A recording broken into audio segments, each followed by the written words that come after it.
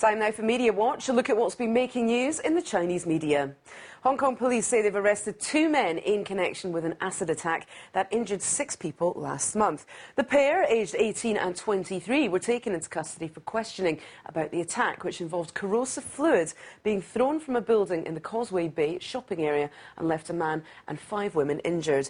Now, the younger of the men was released on bail last week, while the other is still being held. Police are offering rewards totalling $220,000 for information leading to arrests in recent acid attacks in 5 areas of Hong Kong. Anyone convicted of throwing corrosive fluids could face life imprisonment.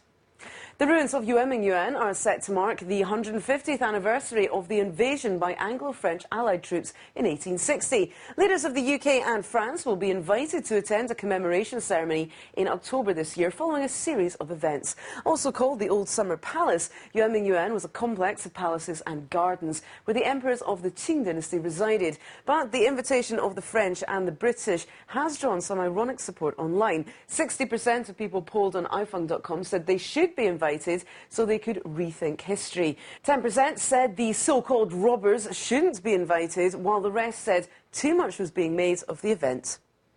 Medics at a hospital in Neijiang in Sichuan province have come under fire after declaring the victim of a traffic accident dead and sending the man's body to a funeral home while his heart was still beating.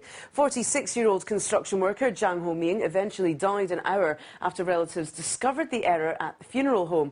Zhang was pronounced dead after his motorcycle collided with a bus as he returned home from work. The deputy chief of the city's health bureau admitted negligence on the part of the on-duty medical staff at the hospital, and the Bureau is currently negotiating a compensation settlement with Zhang's family. Now, amazingly, we have another mournful mix-up, also from Sichuan province. 2 brothers there found out that the body of the man they buried as their father was not, in fact, their dad. An elderly man was killed in a traffic accident in Dazhou towards the end of last year. Liu Zishuang and his brother identified the body as that of their missing father.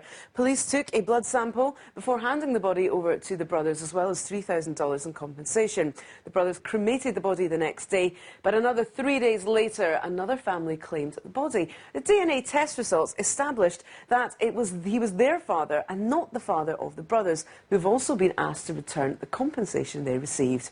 Now, for those who like to spice things up by sending lewd text messages, be careful or your short message service may be suspended. China Mobile, the country's largest cell phone operator, is working with the country's Public Security Administration to crack down on unlawful texting activities, including racketeering, sending lewd content and smishing, that's phishing, by text. The Nanfang Daily reports that sending just one unlawful text message will result in a texting ban. In order to get the service back, the texter has to submit a written promise to public security authorities not to send unlawful messages in the future. And the Xining Evening News reports that a man from Xining, the capital of Qinghai province, had to be hospitalised after he played computer games for 4 days straight without sleeping. Doctors said the businessman's blindness was only temporary. Mr. Xu spent the 4 days and nights in a cyber cafe after a quarrel with his wife and continued playing until he complained that he could no longer see. And they say that love is blind. Now, that's all for today's Media Watch. In fact, that's all for now from the team here at BON News. Thanks for watching. See you next time.